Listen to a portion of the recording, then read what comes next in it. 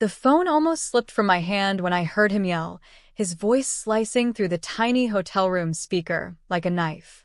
"Why do you always leave our baby with your brother?" I froze, blinking at the screen. "What?" "Our baby is sleeping at home."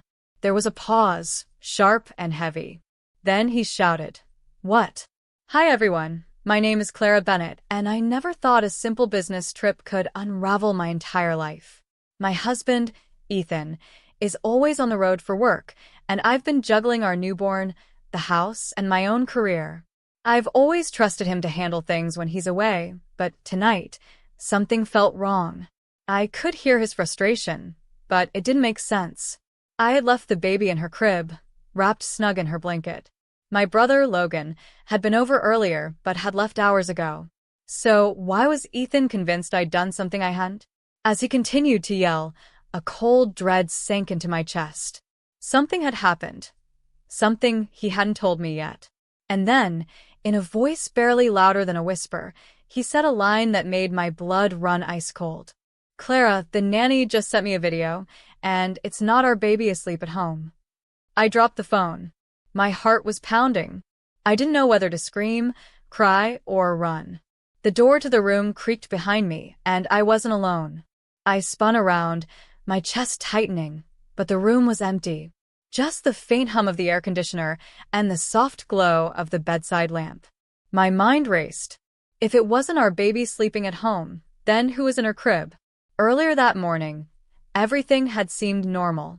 I had woken up to feed her, changed her, and kissed her forehead before heading to a meeting. My brother had stopped by for an hour, holding her and making her laugh, just like he always does. Nothing unusual.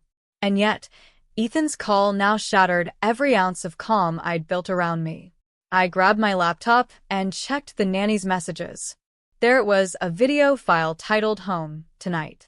My hands trembled as I clicked play.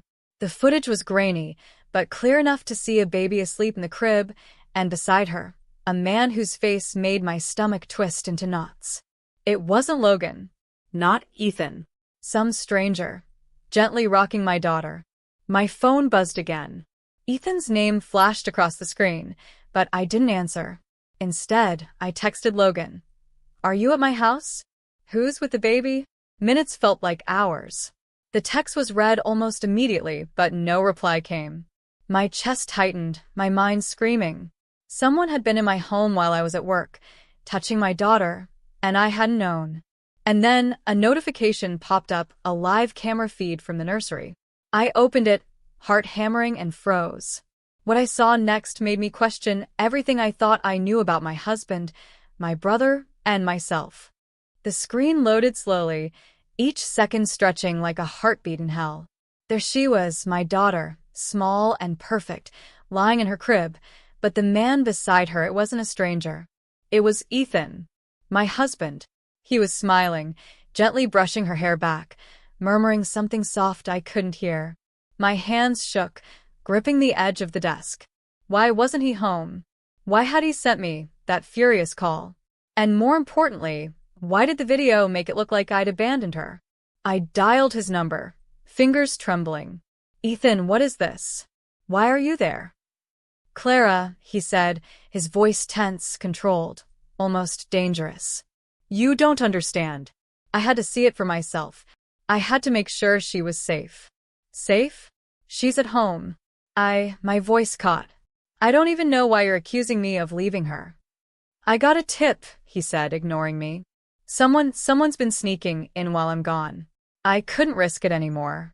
My stomach twisted. Sneaking in? But my brother? Could Logan have? Before I could ask, a soft chime echoed from my laptop. A new email. Subject line: "Clara, you need to watch this." I hesitated, my pulse hammering in my ears. The sender was unknown, but the message contained a single attachment, a short video clip.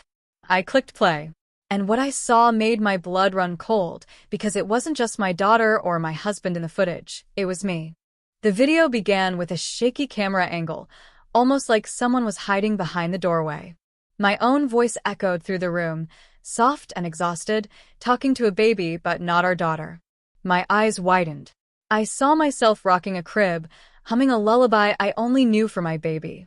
But the baby's face was wrong. Wrong hair, wrong eyes, completely unfamiliar. I froze. Who had switched her? How had I not noticed? The camera shifted. The man from earlier, the one in my nursery, was now standing in the hallway. And then my husband stepped into frame, calm, almost too calm. He whispered something, and the man nodded. I couldn't breathe. This wasn't just a misunderstanding. This was staged.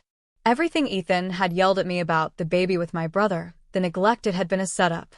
I slammed the laptop shut, shaking. My heart raced, my mind screaming. I felt the room close in, the walls pressing on me. Betrayal cut deeper than fear. My husband, the man I loved, was orchestrating something I couldn't yet grasp. The phone buzzed again. Another text from the unknown sender. Check the crib. You'll see everything yourself. I ran to the nursery, dread pooling in my stomach. The door creaked as I pushed it open and froze. Because there, lying in the crib, was a note addressed to me. It read, "If you want your real baby back, you'll have to play by our rules." My hands trembled as I picked up the note, the paper crumpling under my fingers. Play by their rules? I whispered to myself, my mind spinning. Whoever had done this knew exactly how to break me. And the terrifying part, Ethan wasn't just involved, he was part of it. I sank onto the floor, taking deep breaths to calm the storm inside me. Panic wouldn't help. Tears blurred my vision, but I forced myself to focus. My baby, my real daughter, was out there somewhere. And whoever had her was counting on me losing control. I pulled out my laptop again, opening every email, every camera feed, every text. I mapped every suspicious call, every unexplained delivery. Every moment Ethan had seemed off. Patterns started to emerge. He wasn't hiding this from me randomly. It was methodical, precise. Then it clicked. If they wanted control, I would give them something else entirely. Control they didn't anticipate. I would play along, but on my terms. I wouldn't react emotionally. I wouldn't beg. I wouldn't crumble. I would watch, learn, and strike. I texted Logan. I need you. Now. No questions. Come alone. As I waited, a soft knock came at the door. My heart jumped. I didn't recognize the rhythm. Whoever it was, they weren't coming to help. I opened it slowly, and standing there was someone I never expected to see again. It was Mara, my husband's former assistant, the one I had barely noticed at parties, the quiet woman who always lingered in the background. Her eyes darted nervously as she whispered, "Clara, you shouldn't be here alone." "Where's my baby?" I demanded, my voice low, controlled. Panic surged, but I held it back.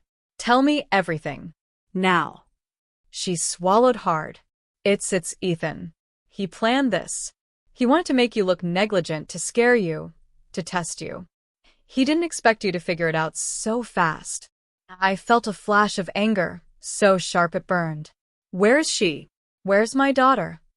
Mara handed me a small, encrypted USB. "Everything you need is here. Plans, locations, schedules. You can get her back tonight. But you have to be careful. He's watching everything." I nodded, my mind racing. Calm replaced panic. I packed a small bag, slipped on dark clothes, and quietly left my apartment. Each step toward the car felt like a heartbeat in a war I was about to fight. The city streets blurred as I drove, every red light a countdown. The USB contained addresses, camera feeds, even security codes. Ethan thought he was 2 steps ahead, but he hadn't accounted for me thinking 3. When I reached the last location on the list, a dim, abandoned warehouse, my heart froze. Through the cracked window, I saw a small figure asleep in a crib, and next to her, Ethan, smiling smugly, completely unaware of what was about to happen. I crouched behind a stack of crates, my breath shallow, heart hammering against my ribs. The warehouse smelled of dust and rust, shadows stretching across the concrete floor. There she was, my daughter, wrapped in her blanket, breathing softly, completely unaware of the nightmare she was in. Ethan was pacing, muttering under his breath, checking a tablet. He looked confident, smug, like he had won before the game even started. But he hadn't counted on me.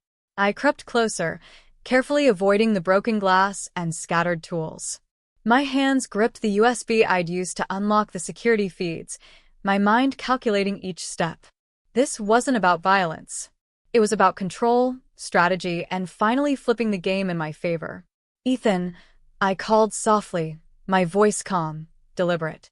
He froze, eyes widening, but before he could react, I tapped into the warehouse security system remotely.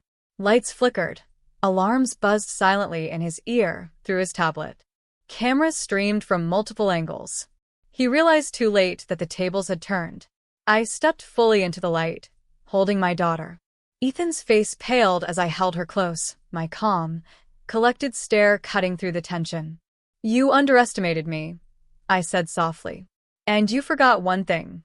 You can't control a mother's love." He opened his mouth to argue, but the sound of approaching police sirens drowned him out. And then he understood. Everything he had built to manipulate me was crumbling around him. Ethan sank to his knees, staring at me and our daughter, disbelief etched into every line of his face. The smugness, the control, the arrogance, it was gone, replaced by raw panic. I held my baby tighter, feeling her soft breath against my chest, every heartbeat a reminder that I had won what truly mattered. "You thought you could scare me, manipulate me, break me," I said, my voice steady, calm, almost gentle. "But you forgot one thing. I know my family, I know my life, and I will protect what's mine." The police entered the warehouse, guided by the feeds I had unlocked with Mara's help. Ethan's protests fell on deaf ears. He was taken into custody, handcuffed, powerless, forced to confront every deceit, every lie he had spun to control me. As he was led away, I stepped outside into the cold night air. The city lights blurred through my tears, not of sorrow, but of relief and triumph. Logan appeared beside me silently, nodding. Mara stood back, smiling faintly. Justice had a face tonight, and it wasn't his. I looked down at my daughter, sleeping peacefully, oblivious to the chaos she had survived. I whispered softly, "You're safe now. Always safe." And in that moment, I realized something deeper. This wasn't just revenge. It was reclaiming my life, my strength, my family, and my peace. Ethan thought he could control everything. But I had the one thing he never could: love, courage, and the truth.